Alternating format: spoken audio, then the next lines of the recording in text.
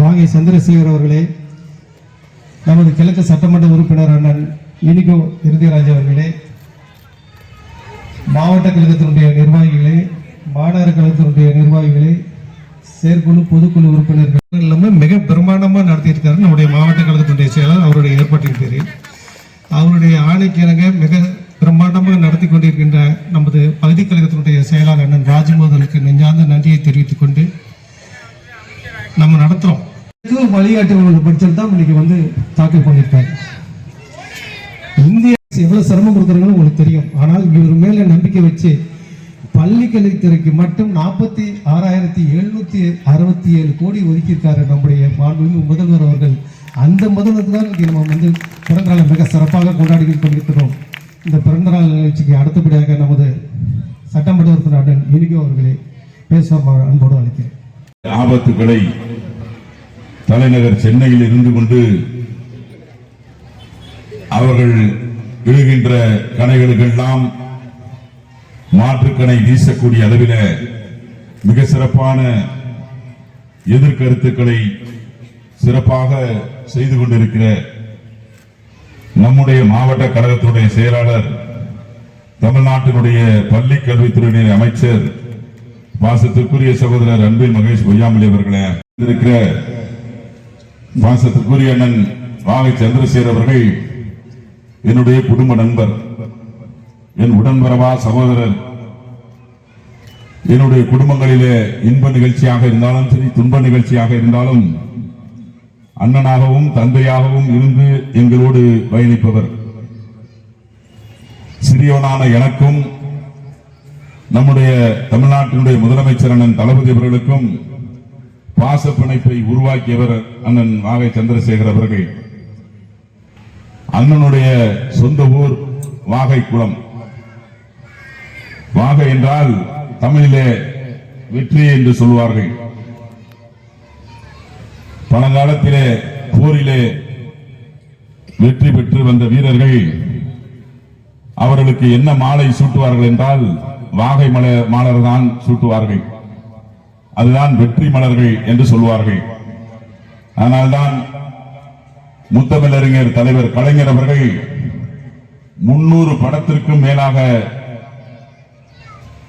நடித்த, அது மட்டுமல்ல தேசிய விருது மட்டுமல்ல பல விருதுகளை பெற்ற அண்ணன் சந்திரசேகர் அவர்களுக்கு வாகை சந்திரசேகர் என்று பெயரிட்டு மகிழ்ந்தார். யார் என்று சொன்னால் தமிழ்நாட்டினுடைய முதலமைச்சர் அண்ணன் தளபதி அவர்கள். அவர் ஆட்சி பொறுப்பேற்ற 4 ஆண்டுகளில் படைத்துள்ள சாதனைகள், அவர் பெற்றிருக்கிற சாதனைகள் உலகம் புகழ் பாடுகின்ற சாதனைகள். 2021 சட்டமன்ற தேர்தலில் அதிகார பலத்துடன், பிஜேபியினுடைய பண பலத்துடன் அனைத்து இந்திய அண்ணா திராவிட முன்னேற்ற கழகம் வந்த போதிலும் 10 ஆண்டுகளாக ஆட்சி கட்டிலே நாம் இல்ல, திராவிட முன்னேற்ற கழகம் இல்ல. சோமி இருந்த கழக தோழர்களை சிங்கங்களாக மாற்றி தன்னுடைய உடல்நிலையையும் கருத்தில் கொள்ளாமல் மிக சிறப்பாக இந்த கழகத்தை வழிகாட்டுகின்ற வகையில் மக்களை சந்தித்து பல்வேறு திட்டங்கள், நமக்கு நாமே என்கின்ற திட்டம், ஒன்றிணைவோம் வா என்கின்ற திட்டம், தமிழகத்தை மீட்போம் என்கின்ற திட்டம், மிஷன் 200 என்கின்ற திட்டம், விடியலை நோக்கி ஸ்டாலின் குரல் என்கின்ற ஒரு திட்டம், அதிமுகவை நிராகரிப்போம் என்கின்ற ஒரு திட்டம் என்று தொடர் கூட்டங்களால் கழக தோழர்களை, பொதுமக்களை மெருகேற்றி இந்த கழகத்தை வழிநடத்தி மக்களை சந்தித்து மக்கள் ஆதரவுடன் தமிழ்நாட்டை காக்க, தமிழ் மொழி காக்க தமிழ்நாடு முழுவதும் சென்ற ஒரே தலைவர், பாசத்திற்குரிய தலைவர் அண்ணன் தளபதி அவர்கள்.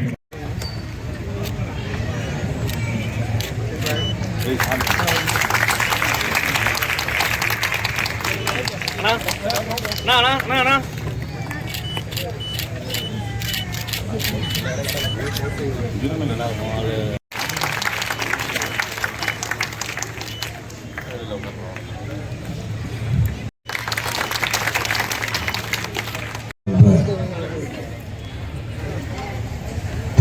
இனத்தினுடைய தலைவராக, தமிழ்நாட்டினுடைய முதல்வராக,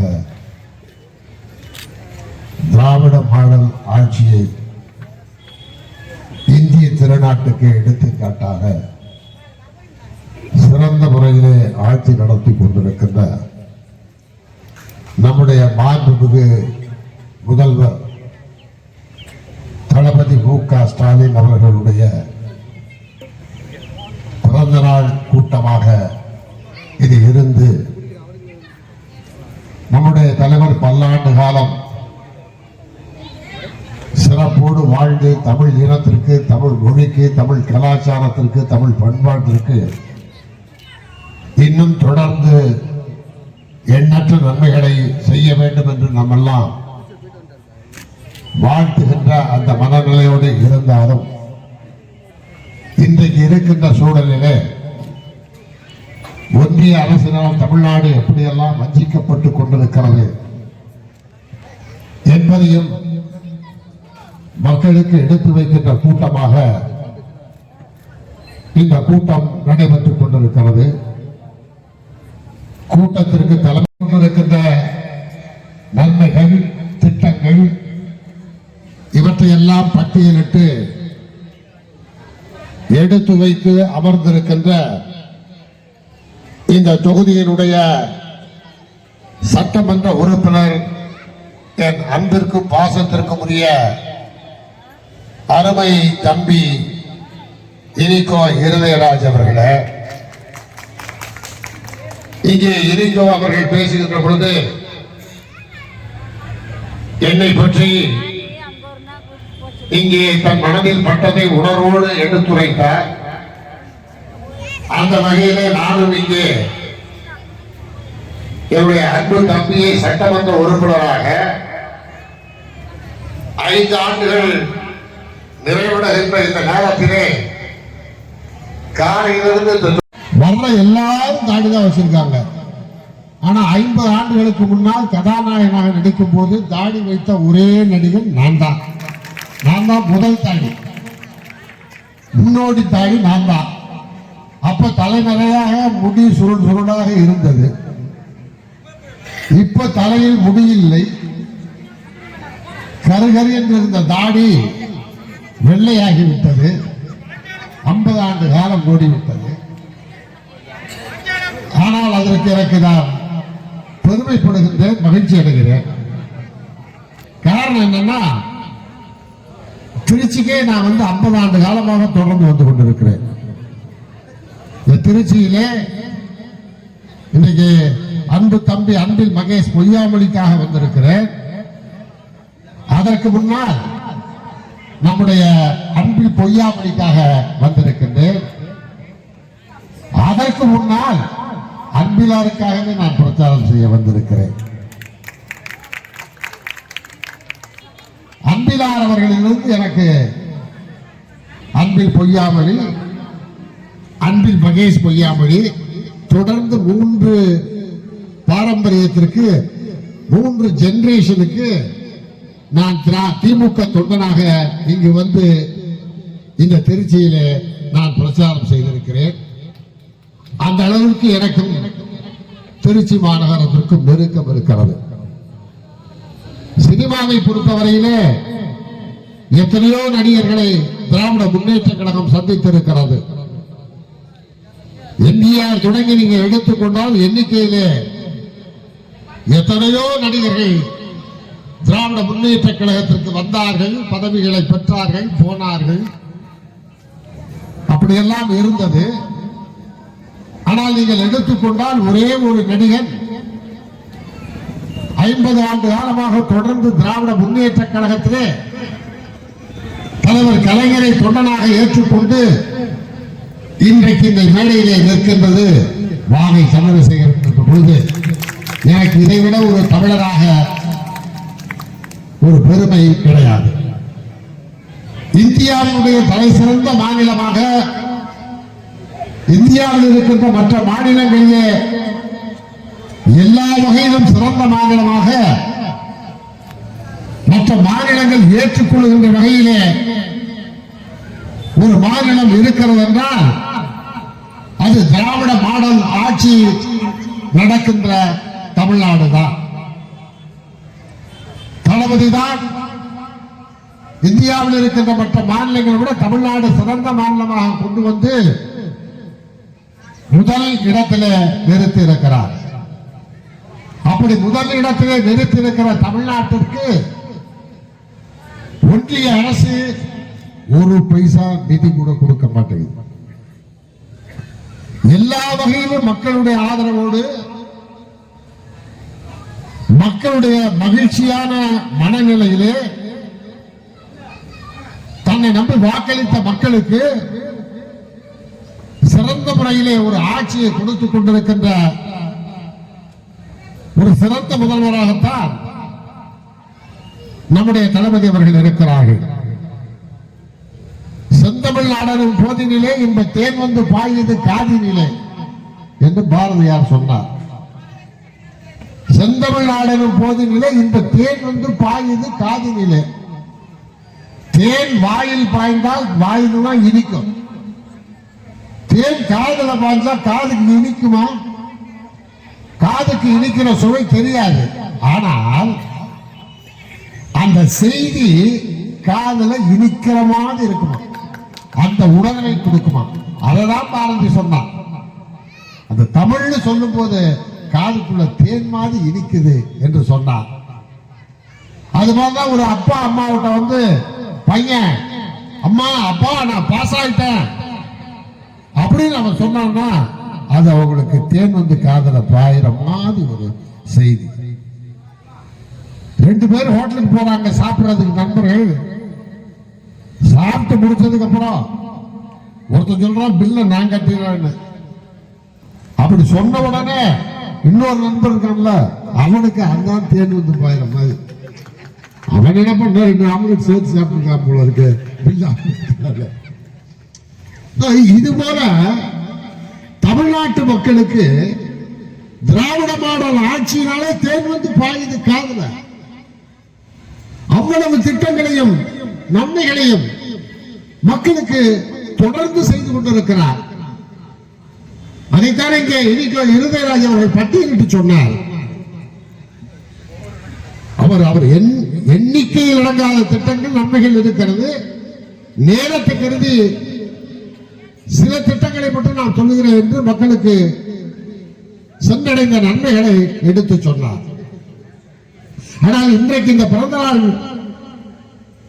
மேடையிலே வெறும் மகிழ்ச்சியோடு நாம் தளபதியை வாழ்த்துகின்ற மேடையாக இது இல்லை.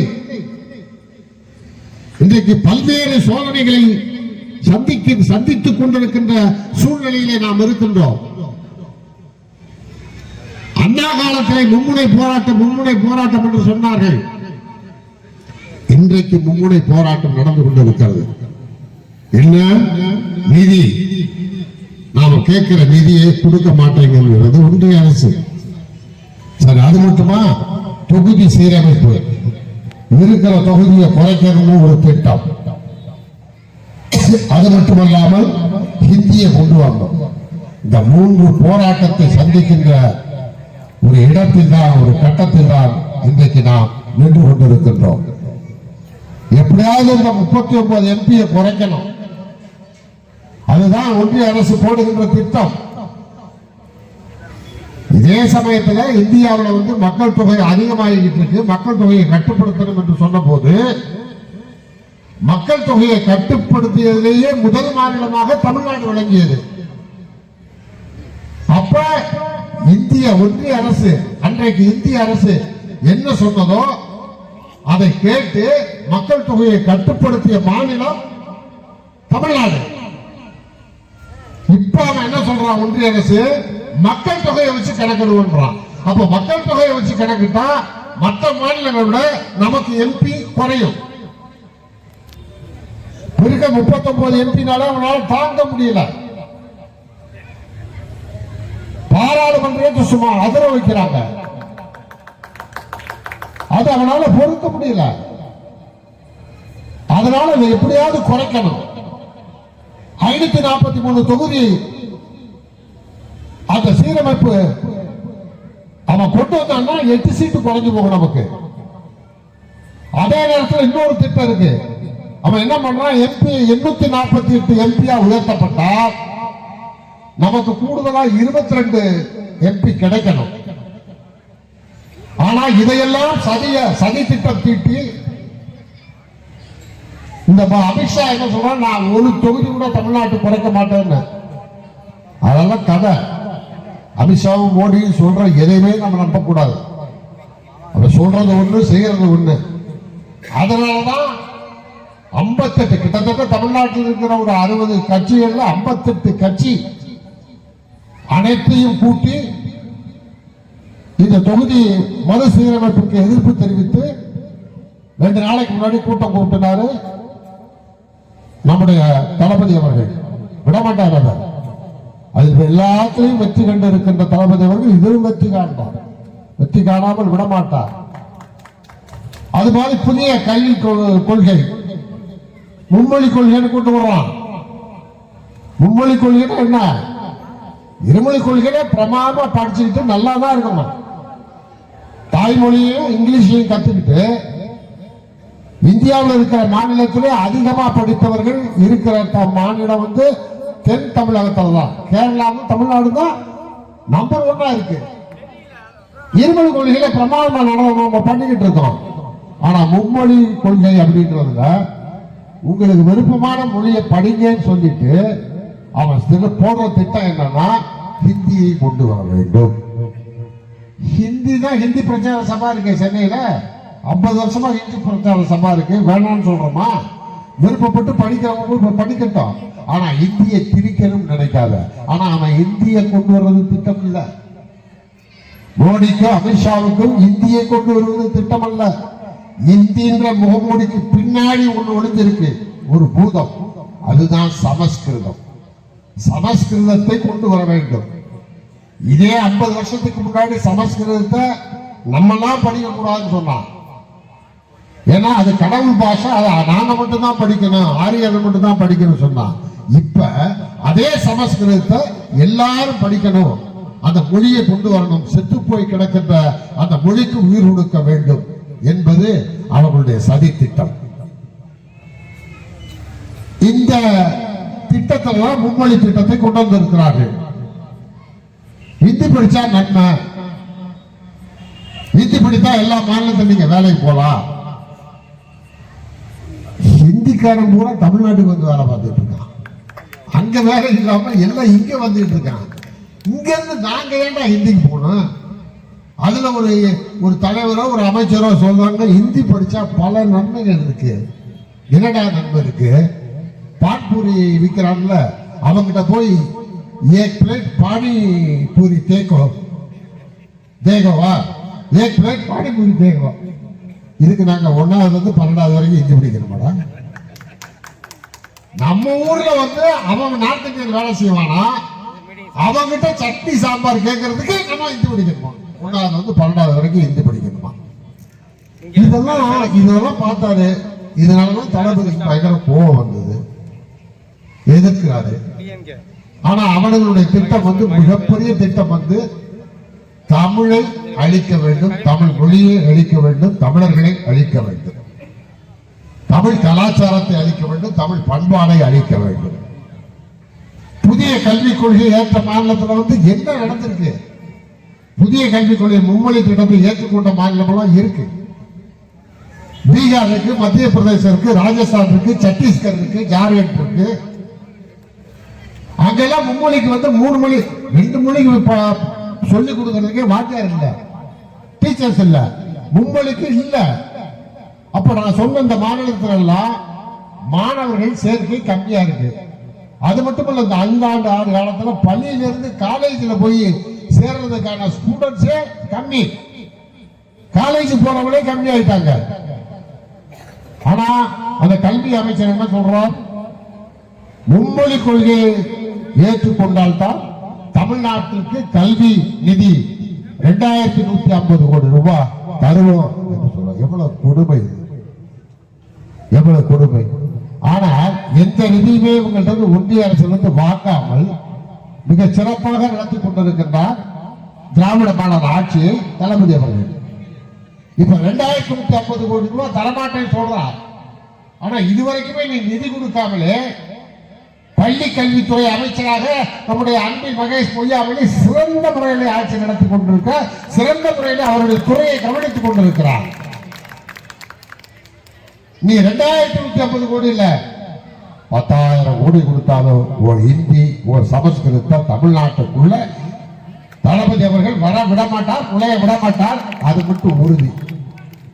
ஹரியானா, பீகார், மராத்தி இந்த மாநிலத்தெல்லாம் மும்மொழி கொள்கை. அது ஒவ்வொன்றிலையும் ஒவ்வொரு. இப்ப தமிழ்நாட்டில் தமிழ் பேசுற மாதிரி ஹரியானால ஒரு மொழி பேசுறாங்க, பீகார்ல ஒரு மொழி பேசுறாங்க, மராத்தியில ஒரு மொழி பேசுறாங்க. ஆனா அந்த மொழியெல்லாம் இப்ப பேசுறது இல்லை. அது மாதிரி தமிழ்நாட்டுக்குள்ள நுழைஞ்சு தமிழ்நாட்டுக்குள்ள தமிழ் மொழி நம்ம பேசக்கூடாது. இப்ப வந்திருக்கிற நார்த் இந்தியன் மாதிரி இன்னொரு பங்கு உள்ள வந்துருச்சுன்னா தமிழ் மறந்தாயிரும், தமிழ் மொழியே பேச முடியாது. இப்ப நான் சொன்னேன் ஹரியானா பீகார்ல தமிழ், தமிழ்நாடுனா தமிழ் மொழி, ஹரியானா ஹரியானா மொழி இருக்கு, பீகார்ல பீகாரின்னு ஒரு மொழி இருக்கு, மராத்தியில மராத்தி ஒரு மொழி இருக்கு. ஆனா அங்க அந்த மொழி எல்லாம் பேசுறதுல எல்லா மாநிலத்திலையும் ஹிந்தி தான் பேசுறாங்க. அதே நிலைமை தமிழ்நாட்டிற்கு மிக சீக்கிரமா வர்றதுக்கான வாய்ப்பு இருக்கு. மோடி அமித்ஷாவுடைய திட்டமே அதுதான். ஆனால் அதையெல்லாம் தாண்டி தமிழ்நாட்டிலே சமூக நீதி, கல்வி, மருத்துவம் எந்த துறையை எடுத்துக்கொண்டாலும் ஒரு சிறந்த ஆட்சியை நடத்தி கொண்டிருப்பது திராவிட முன்னேற்ற கழகத்தினுடைய ஆட்சி. ஆனா தமிழ்நாட்டுக்கு வரும்போதெல்லாம் மோடி ஆகட்டும் அமித்ஷா ஆகட்டும், மோடி ஒரு அருமையான நடிகர்னா மோடி தான் சிறந்த நடிகர், பிரம்மாண்டமான நடிகர். நான் நடிகர் தான், நான் 300 படத்துக்கு மேல நடிச்சிருக்கேன். இந்தியாவினுடைய சிறந்த நடிகர் என்ற தேசிய விருதை அப்துல் கலாம் ஐயால் பெற்றிருக்கிறேன். 2003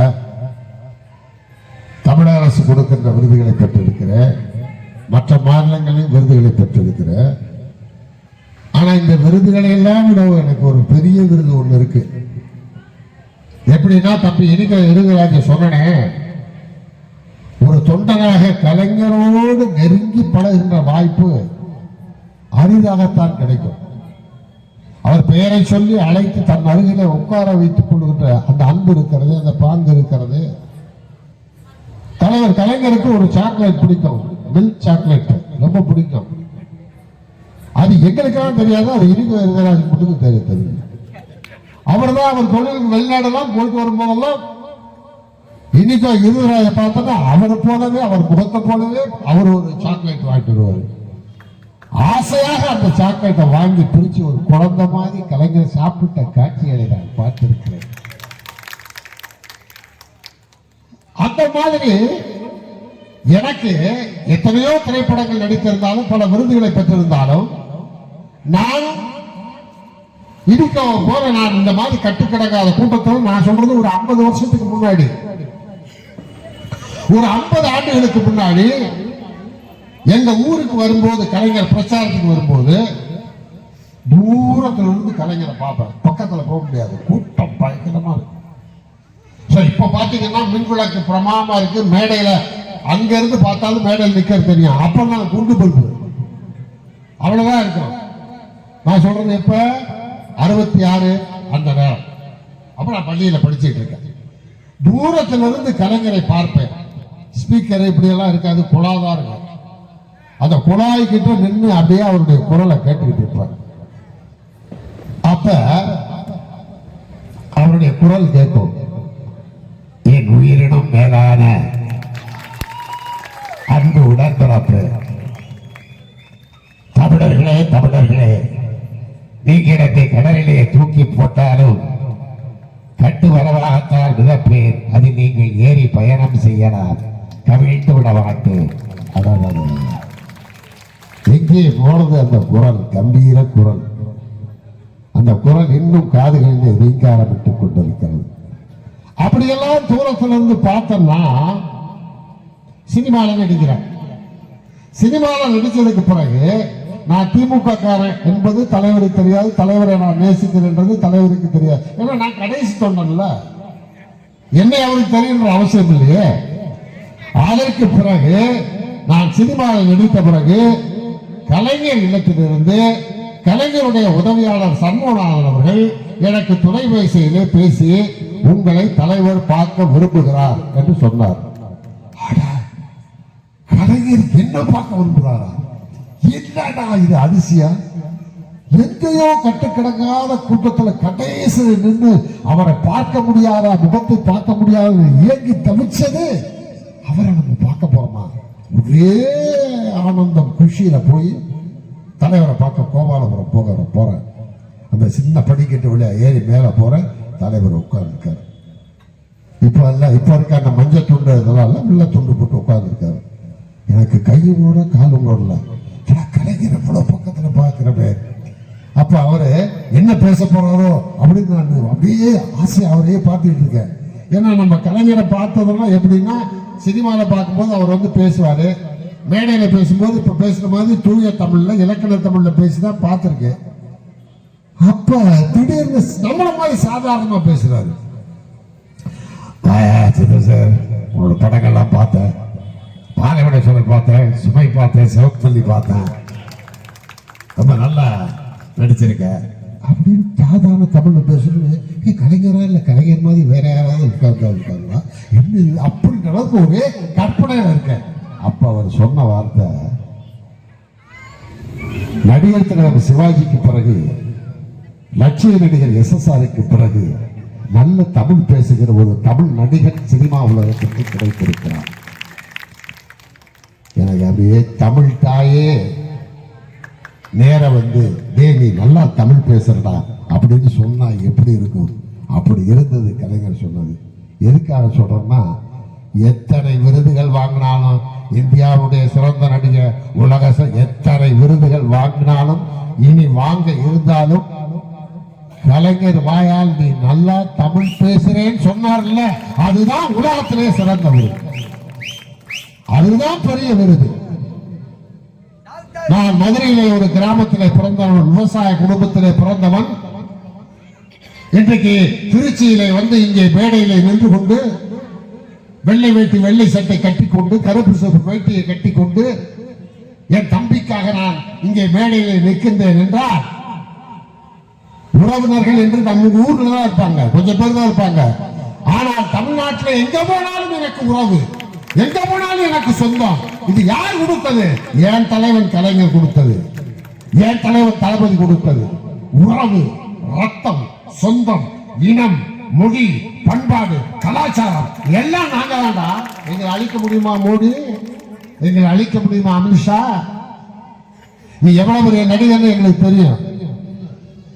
நீ தமிழ்நாட்டுக்கு வரும்போது வேட்டி கட்டிக்கிற, பாரதியார் வாழ்கின்ற திருக்குறளை பத்தி பேசுற. ஆனா நீ பிளைட்ல ஏறி அந்த வேஷ்டி அவுத்து பேண்ட போட முடியும், தமிழக எப்படி க்ளோஸ் பண்ணலாம்னு திட்டம் போடுற. மோடியும் அப்படித்தான். ஒருத்தர் இருந்தாலே பெருந்துள்ள, இதுல 2 பேர். அந்த ஒரு பழமொழி சொல்லுவாங்க தமிழ்நாட்டுல, மன்னர்கள் காலத்தில் ஒரு பழமொழி, ஒரு உரைக்குள் 2 வாள் இருக்க முடியாது என்று சொல்வார்கள். அது என்னன்னா, 2 ஈக்குவலான வீரர்கள் வந்து ஒரு இடத்துல இருக்க முடியாது, ஒரு உரைக்குள் ஒரு வாள் தான் இருக்க வேண்டும் அப்படின்னு. அது வந்து ரொம்ப வீரத்துக்கு எடுத்துக்காட்டு உதாரணம். அது மோடிக்கு அமித்ஷாக்கு அது ஒத்து வராது. மோடிக்கு அமித்ஷாக்கு என்ன ஒத்து வரும்னா, புருஷன் பொண்டாட்டி இருக்காங்க, வீட்டுக்காரருக்கால வேலைக்கு போகணும், புது வீடு கட்டிருக்காரு. வெளியில வரும்போது பார்த்தா வீட்டில் ஒரு சின்ன விரிசல், சின்னதா ஒரு விரிசல். ஏடா வா, புது வீடு கட்டினா அதுல ஒரு விரிசல் இருக்கே அப்படின்னு வருத்தத்தோட போயிட்டாரு.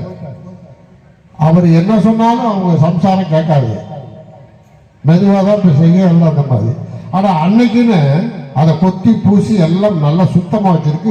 இவர் வேலைக்கு போயிட்டு வந்தோடனே பார்த்தா, நான் சொன்னாலே செய்ய மாட்டேன், நான் சொல்றதுக்கு முன்னாடியே நான் வருத்தப்பட்டேன், ஏன்னா வீட்டுல ஒரு விரிசல் இருக்கேன்னு. அதை கொத்தி பூசிட்டிய எப்படிமா? அது சம்சாரம் சொல்லிச்சா, ஒரு வீட்டுல 2 கிராக் இருக்கக்கூடாது. ஒரு கிராக் நீ, இன்னொரு கிராக் இருக்கக்கூடாது. அதனால இந்த ஒரு கிராக் போதும்னு சொல்லிட்டான். அது மாதிரி தான் இது. இங்க 2 கிராக் இருக்கு. இந்த 2 கிராக் வந்து நமக்கு வேற மாநிலத்துக்கு தொல்லை கொடுக்குதோ நமக்கு தொல்லை கொடுக்குது. ஆனா விட மாட்டாரு.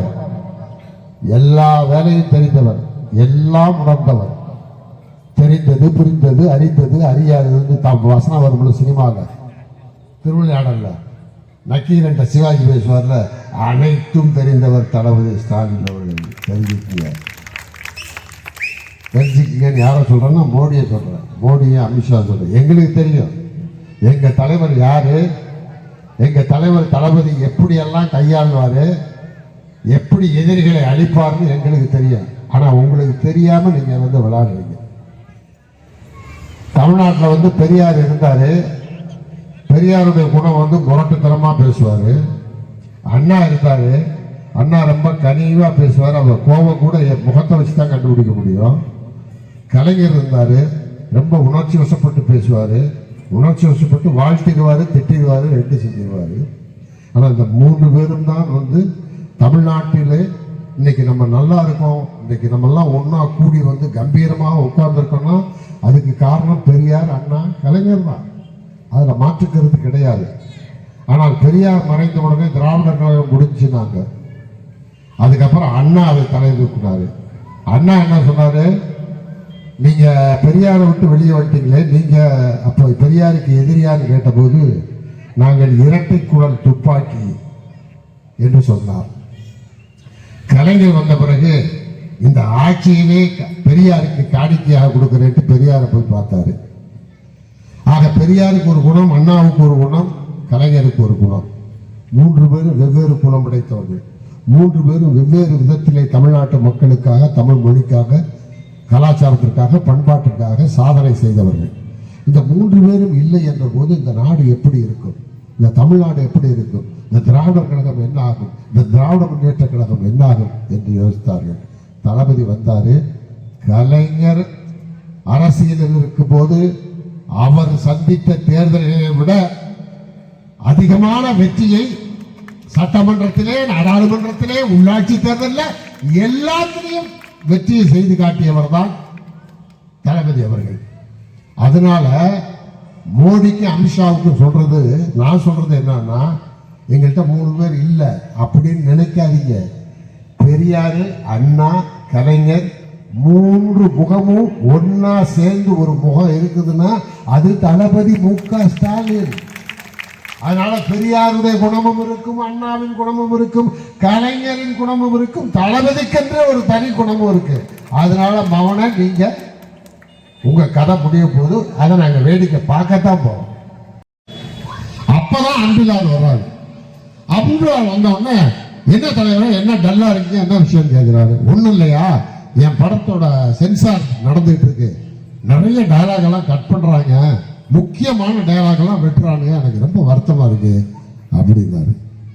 அப்படியா தலைவர, சரி சரி கொஞ்சம் இருங்க அப்படின்ட்டு வெளியே வந்தவர் அன்பிலாரு. என் வசனத்தை வெட்டுறாங்கன்னு தான் சொன்னாரு கலைஞர். நேர சென்சார் போர்டு கொண்டாரு அன்பிலார். நானும் அவரும் மேல அந்த ஆபீசர்ஸோட மாடியில ஆர்கியூ பண்ணிட்டு இருக்கோம். கீழே இருந்து சந்திரசேகர் அமர்வா அப்படின்னாரு. எட்டி பார்த்தா அன்பிலார் நிற்கிறாரு. என்ன என் தலைவர் டயலாக் வெட்டுறானே, தொலைச்சு போடுவான், அவன் டயலாக் வெட்டினாலும் நான் அவனை வெட்டு விட்டு அறுவை தூக்கி அப்படிங்கிறாரு. எந்த அளவுக்கு தலைவர் மேல் கொண்டிருக்கின்ற அன்பு, பாசம், இது மாதிரி காட்சிகள் எல்லாம் நான் பார்த்தேன். அதனாலதான் எனக்கு ஒரே நினைவு, இது போதும் நமக்கு. என்னுடைய தம்பி இனிக்க கூட நான் சொல்லுவார், அண்ணா இதுதானே நிறைவான வாழ்க்கை, தலைவர் நம்ம மேல அன்பு வச்சிருக்காரு, கலைஞருடைய அன்பு, தலைவருடைய அன்பு, இது போதுங்க வாழ்க்கையில் நிம்மதி. நம்ம ஒரு தமிழனா வந்து இதை விட என்ன சந்தோஷம்னு சொல்லுவாங்க. அதுதான் நமக்கான ஒரு அங்கீகாரம், அதுதான் நமக்கு கிடைத்திருக்கிற பெருமை. அந்த பெருமையோடு நாம் எல்லாருக்கும் கிடைத்திருக்கிற பெருமை, நாம் எல்லோருக்கும் கிடைத்திருக்கிற பெருமை. இதில் ஒரு சிலர் திமுகவை சேராமல் பொதுமக்களாக கூட நீங்கள் வந்திருக்கலாம். அந்த பொதுமக்களுக்கு நான் சொல்றேன், திமுக வந்து ஒரு கட்சி அரசியல் நீங்க நினைக்காதீங்க.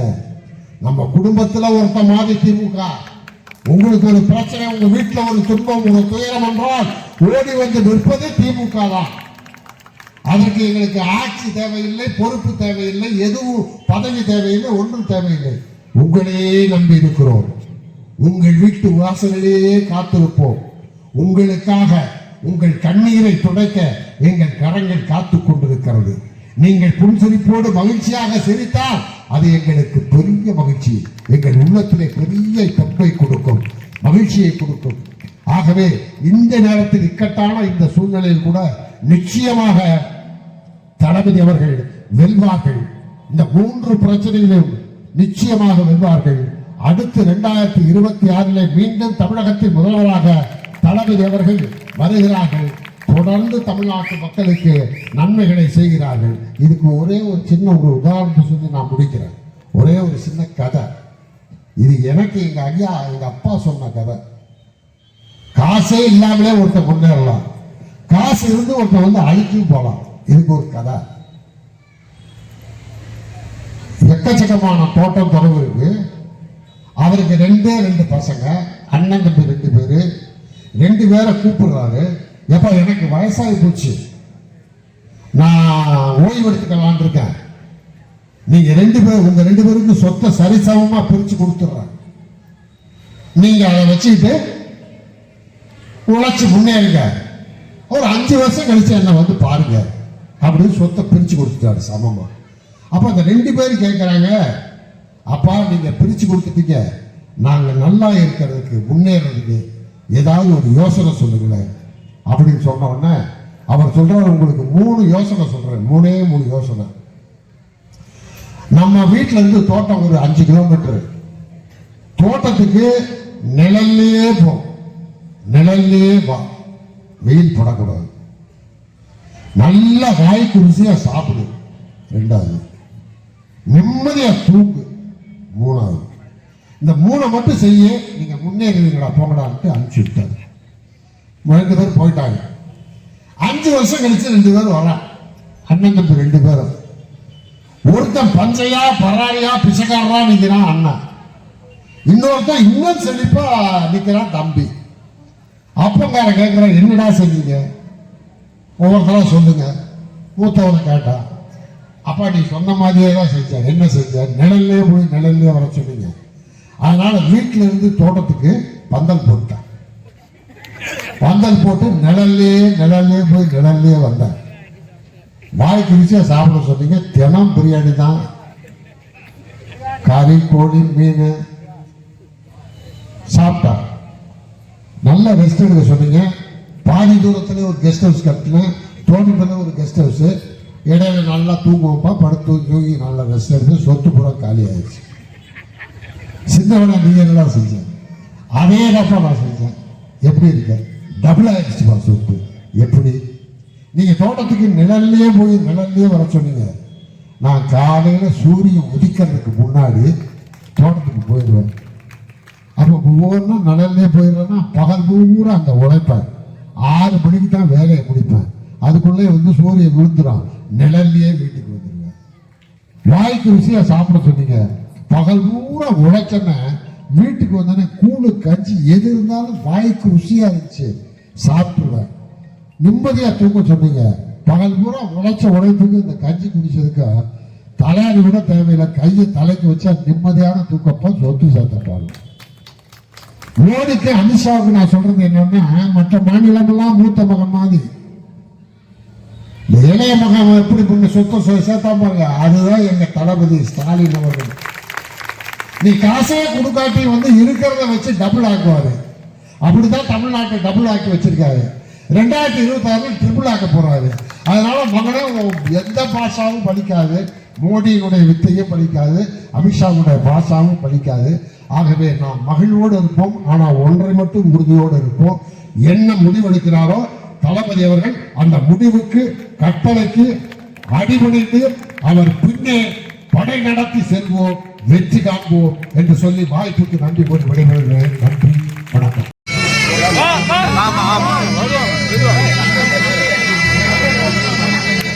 கள்ளக்கூடி